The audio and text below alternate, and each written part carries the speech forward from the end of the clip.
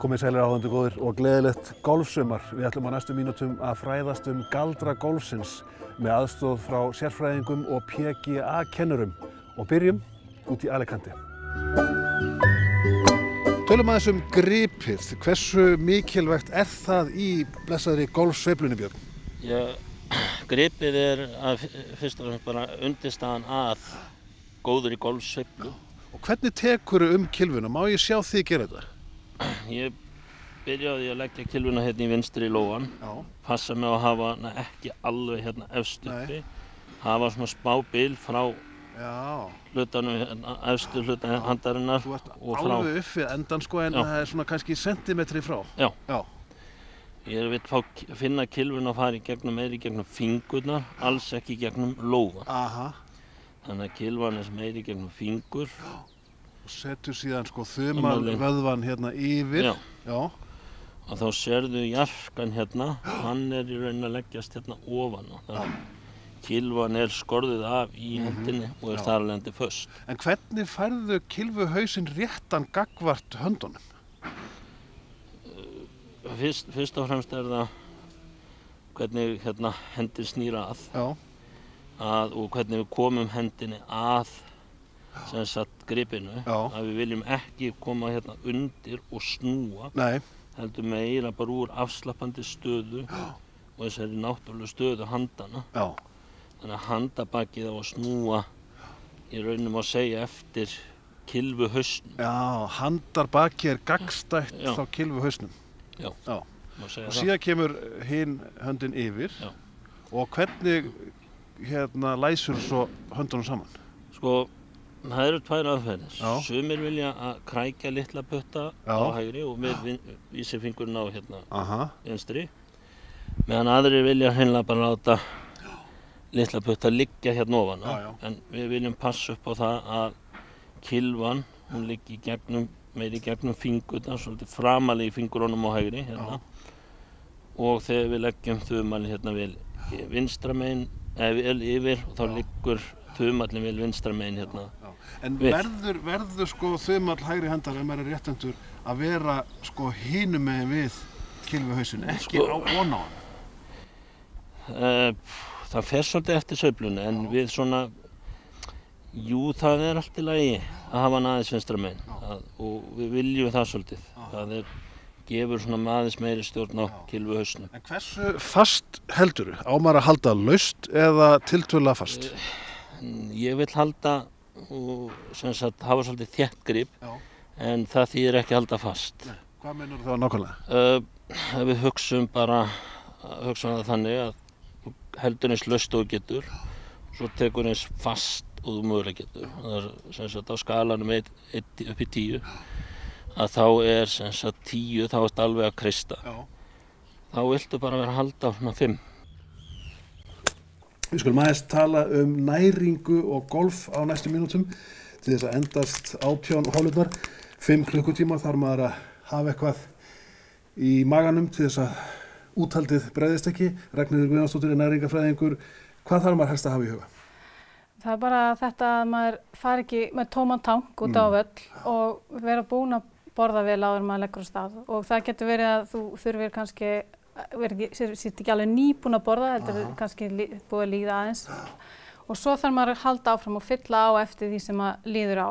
Að við verðum ekki ofsvöng, því að þegar maður verður svangur, þá missum maður einbeitinguna.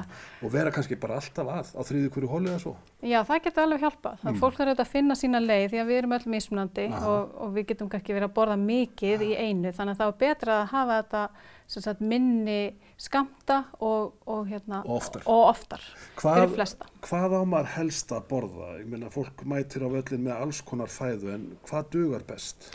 Það dugar best náttúrulega svona kannski flókin kolvetni og svona góð sem að endist manni lengur, þannig að maður ná að halda blóðsykrunum í jafnvægi. Því að ef við erum að fara mjög hátt í blóðsykur og lágt niður aftur eins og ef maður væri að borða sætindi eða gosdrykki og svona orkudrykki með koffíni þá endist það manni frekar stutt.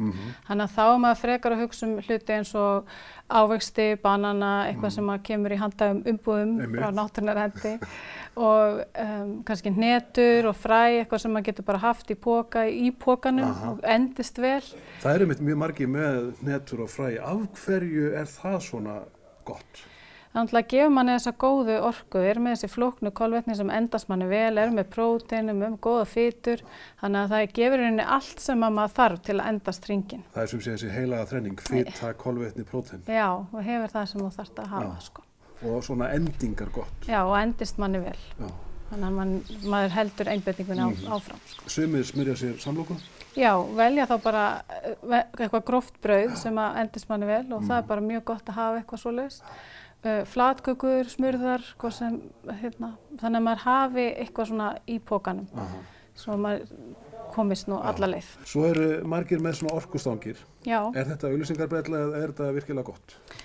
Þetta getur alveg hjálpað þegar maður þarf á því að halda en það er mjög mismunandi innihald í svona stöngum þannig að maður þarf svolítið að kynna sér það vel hvort þetta er eitthvað sem hendar eða ekki. Og hvað á að vera í svona orkustöngum helst? Ég get aðlega sagt hvað á ekki að vera. Það á ekki að vera mikið unnin sykur.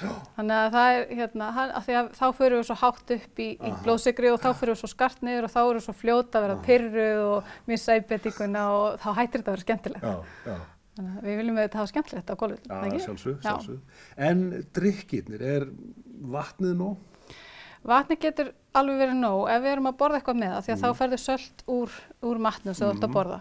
Ef við erum ekki með neitt þá getur því svona íþróttadrykkir virkað og þá er ég að tala um svona íþróttadrykkir með lágt innihald af kolvetnum og söltum en ekki svona drykki sem eru orkudrykki með koffíni eða eitthvað svoleiðis. Þannig að það getur hjálpað sérstaklega í miklum hita og maður er og eða mikil sól og þá er mikil uppgufun og þá svitnar maður mikið og þá þarf maður á þessu drykkjum að halda en vatni getur alveg dugað okkur vel. En þú nefnir söltin, af hverju þarf maður á söltunum að halda? Það er bara svo að maður, ef maður er að svitna mjög mikið þá verður svona mikið ójafnvægi í vökvabúskap líkamanns og þá getur það líka haft áhrif á það hvernig manni líður. Þannig að við þurfum að hafa þetta í lagi en líkaminn hann er alltaf að stilla þetta af og hann passar upp á þetta en það er aðalega þegar við erum lengi án þess að drekka nokkuð sem að þetta fer að hafa áhrif. Við skulum aðeins tala golffötin, Bergur. Það er margir sem klikka á því að klæða sig vitlaust, ekki nógu mikið eða allt of mikið vegna þess að maður þarf náttúrulega að sveifla í golfi og þá skipta fötin miklu máli. Hvað á maður að hafa í huga? Ég horf alltaf þannig á þess að í fyrsta lagi sé ekki of fyrirferðarmikið því að golfpókinn hefur ákveðið mikið pláss. Við viljum ekki endilega hafa mjög stóran og sumir reyndar með það stóra golfpóka, það getur bara hreinlega hluta heima, skilja það dótið sitt. Ég hugsa það frekar þannig að þetta á ekki taka mikið pláss. Annars ég hugsa er að þetta sé bara hreinlega eins og miðstöðin í bílnum. 1, 2, 3, 4 var þetta hérna, en 5 Í dag er þetta orðið digital en eins og hérna erum við raðið upp hérna. Að þetta séu svona nokkuð þunn lög og svo getur þú bara ráðið. Þú sért með eitthvað innstalag, eitthvað sem er þá næstir, eitthvað sem er þá svona þunnt og meðfærileg. Svo getur verið svona pólóból yfir, kannski ekki endilega þessi litasamsetning sem Þú getur verið pólóból með einum sér, þú getur þessu einum sér. Svo ertu kannski með eitthvað svona peysu hérna sem maður getur komið yfir þá annarkvort þetta eða þetta. Þannig enn og aftur, þetta sé samt hugsað þannig, þetta sé þessu þunnu lögum, maður getur þá alltaf í eða úr og það ekki mikið pláss. Efnin, þetta skipta þau líka máli, þetta er náttúrulega mikið til plast í fötum í dag. Þetta er fljótþornandi, þetta er sem sagt, þetta er mjög létt. En á hverju eru menn helst að klikka? Mér líður illa í mörgum lögum af fötum í golfi.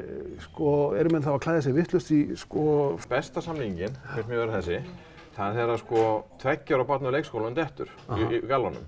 Það stendur ekki upp sjálft. Það er bara orðið múmía og það er það sem mér finnst ég er ekki að má þetta. Þegar fólk er að klæða sig of mikið og þá mögulega kannski í þá ranga samsetningu. Enn og aftur svona tölum, þessi frjálsa mjúka hreyfing sem golfsveifla þarf að vera.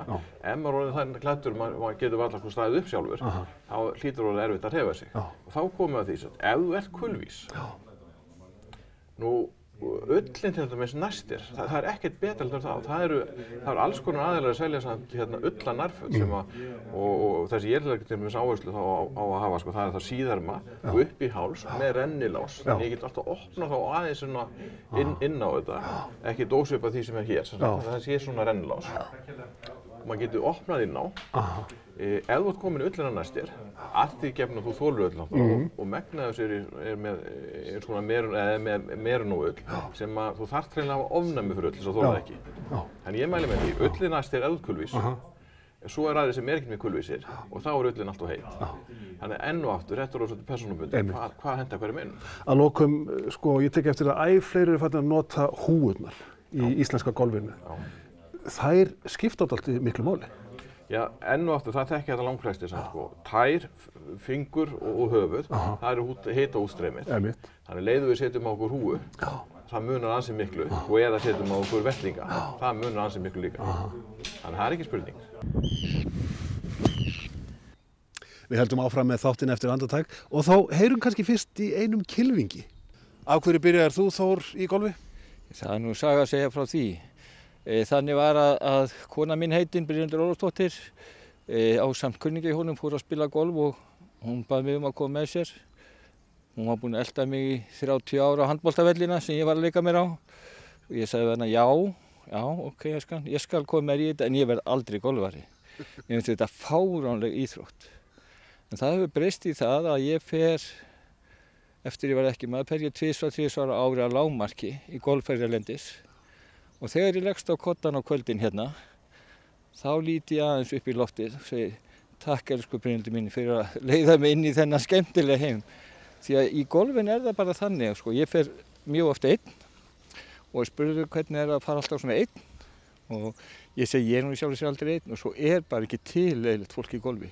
Leiðilega fólki allt hætt í golfi, það bara svoleiðis. Inga, af hverju byrjaði þú að spila golf?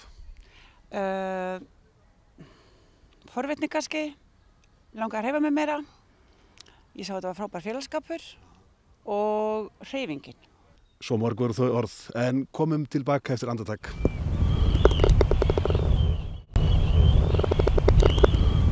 Komið sælir áhundur á nýja leik, við erum að kynnast göldrum golfsins bæði heima og erlendis og fáum næst þetta ráð. Tölum aðeins púterinn, það eru aðalega 2 tegundir til. Já, það þessi púter hérna sem að kalla blade púter og þessi sem þú ert með kallaði mallet púter. Hver er munurinn? Blade púterinn er þessi hérna og hann sem sagt sweet spotið á púternum hérna miðjan og þetta er púter sem hefur engar þyngingar hérna fyrir aftan. Einmitt, eins og þessi. Já, þannig að ef þú pútar hérna púti sem þú hittir ekki á miðjuna í löngum pútum þá tapar lengd. Hann fyrir ekki minna? Já. Hann er fyrir betri kylfinga, ekki fyrir okkur. Þess er þá fyrir okkur, hann fyrir ekki meira. Já, hérna höfum við þyngingan hérna fyrir aftan og þú hefur meira sigrum hérna á feysinu eða andlitinu á pútinum. Þú mátt hitta örlítið hérna út eða inn en þú heldur lengd betur. Þannig að þyngdin hér fyrir aftan, hún ger það verkum að púturinn fyrir ekki meira. Þetta þarf ekki að fara alveg á miðuna. Nei. Þetta er fyrir okkur. Akkurat, þetta er fyrir okkur. Já. En sko það er mismunandi þykk grip í dag. Já, það er mismunandi. Sko, af hverju eru menn að taka ýmist örgrant eða mjög þykk? Já, það er einmitt þetta þykka grip hérna. Það er í rauninni, sko, þetta þykka grip var fundið upp til að minnka úlnliðshreyfingu. Já. Úlnliðshreyfing í golfi, hún er mjög hættuleg. Jú. Hún til dæmis, hún getur orsakað að þú loka pútinu eða þú opna pútinu. Þannig að með því að taka þykkara grip og heldur utan þykkara, það er minni hreyfing á úlnliðum þannig. En tölum aðeins þá bara strókuna, ef þú ætla að nefna mér svona 3 helstu vandræðin sem er að rata í. Sko, ég til dæmis á það til að líta upp í miðri strókunni. Já, ef þú lítur upp, þá er þú líklegur til að gera þetta. Já, loka pútinu. Þannig að þetta er svona stóra dæmi hjá fólki. Það lokar, opnar eða, maður sér að mikið hjá fólki, bankar. Þetta veldur því að lengdarstjórnin mjög erfið í bútum. Þetta algjörlega óþolandi í strókunni, sko. Já, þekkjur þetta. Já, ég þekki þetta allt saman. Já. En kannski þriðja atriði sem þú verður að hafa í huga? Sko, það til dæmis bara æfa. Já. Og það eru til svona hjálpatæki til æfa. Þannig að þú getur búið til hlið. Já. Sérðu til dæmis bara svona. Og svo bara púttaru í rauninni bara í gegnum hliðið. Þannig að hérna getur þú fengið stöður í stróku með nokkurum æfingum. Já.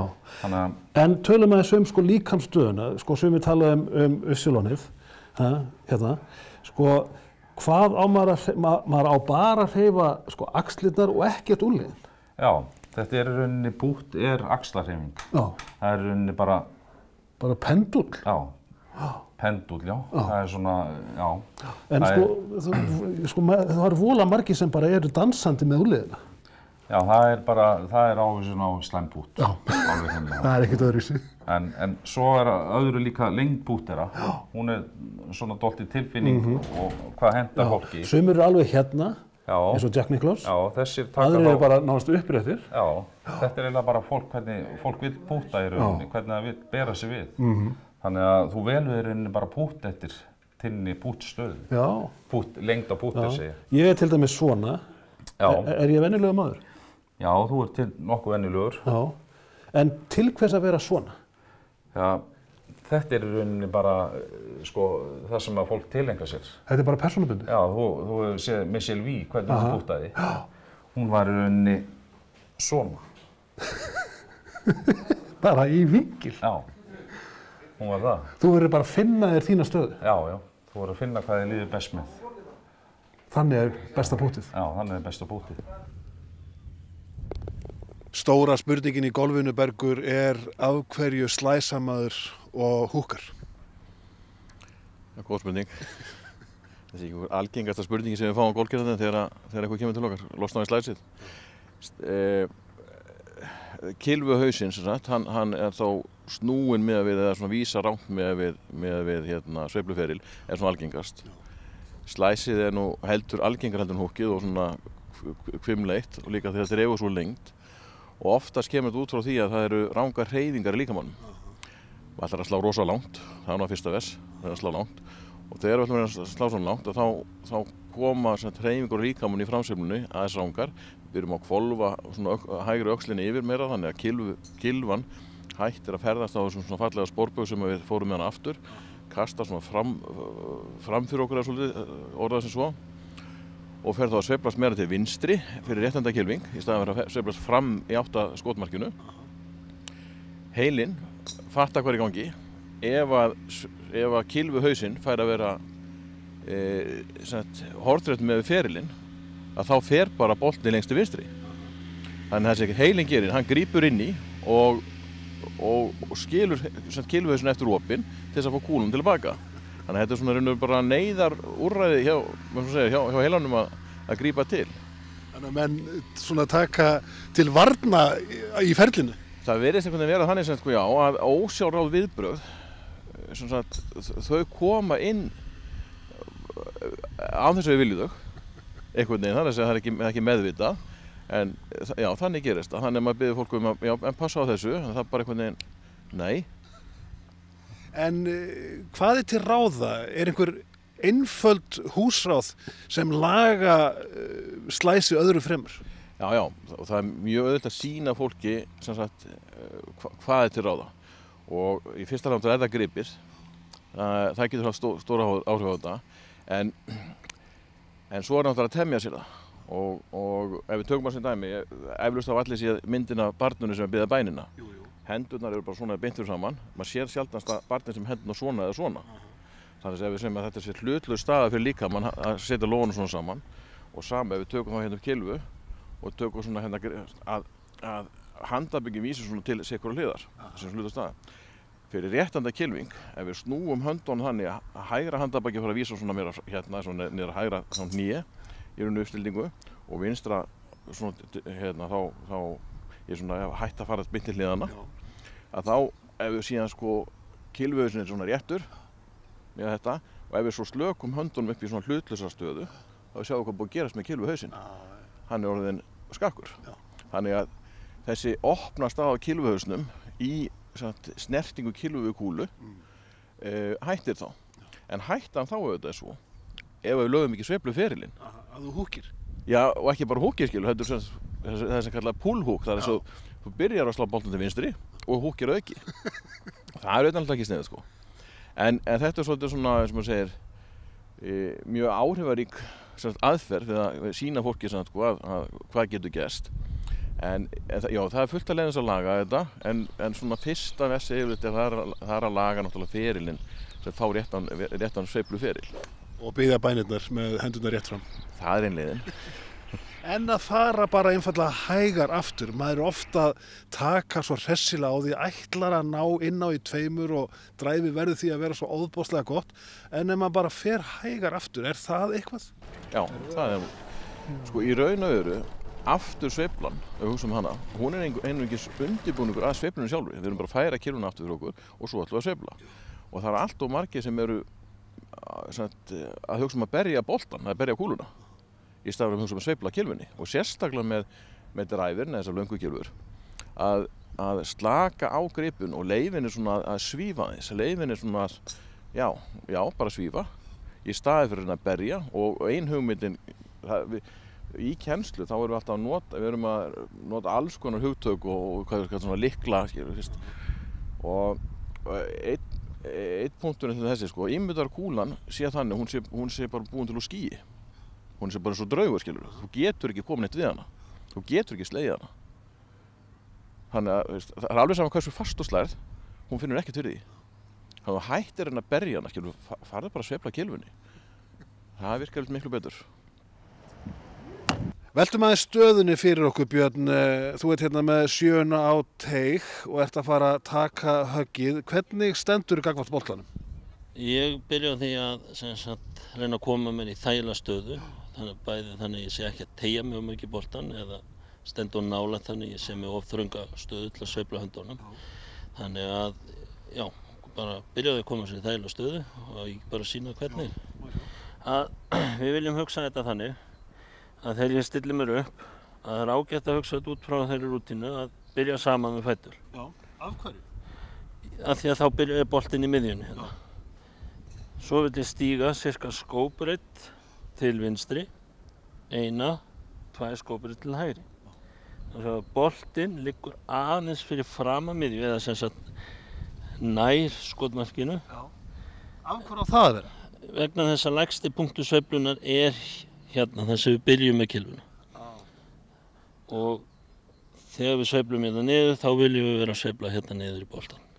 Sko, gildar aðra reglur þegar þú ert með dræfurinn? Já, þá viljum við hugsa þetta svolítið öðruvísi. Ég stilli mér upp og við notum sömu formúlu, bara saman með fætur. Og þá ætlum við ekki að stíga neitt skref til vinstri, heldur bara 1, 2, 3. Já, þá heldur við vinstri löpum á sama stað. Já. Þá er boltinn komin töluvert framar í stöðuna og verður auðveldara fyrir okkur að slá boltan þegar kylfan byrjar að sveiflast upp í framsveiflunni. En af hverju er kúlan framar í dræfurhögginu? Já, vegna þess að lægsti punktur sveiflunar er alltaf út frá miðjunni eða líkamsstöðunni, sem sagt við getum hugsað út frá bringubeinni, sem gerir það verkum að lægsti punktur sveiflunar er svona cirka 10 cm fyrir aftan boltan í þessari stöðu. Þannig að ég vil ekki slá of bratt niður á boltan, heldur vil ég ná að koma og þannig aðeins flatar inn á boltan og hitta boltan á leiðinni upp. Þá erum við heldur betur margs fróðar galdra golfsins og við förum að segja þetta gott, kannski eitt ráð í lokin. Hvert er besta ráðið í glompu? Moka sandurum upp á kantinn. Ég skal sýna örsnögt, sjáðu hérna. Ég set sand hérna á kylfuandlitið og svo skuttla hann upp á kantinn og séu hreyfingunni í líkamanum, hvernig ég held mig niðri og skuttla höndunum hérna fram. Sýna með kúlu. Staðan hér aðeins svona, ég stend aðeins víða með fætur, sess svolítið niður. Svo passaði mig á því, bratt beint hérna upp með kylfuna og svo halda sér niðri. Sér vinstran hérna hvernig það er bogið, ég rétt ekkert úr því. Þarna og svo moka sandurum upp.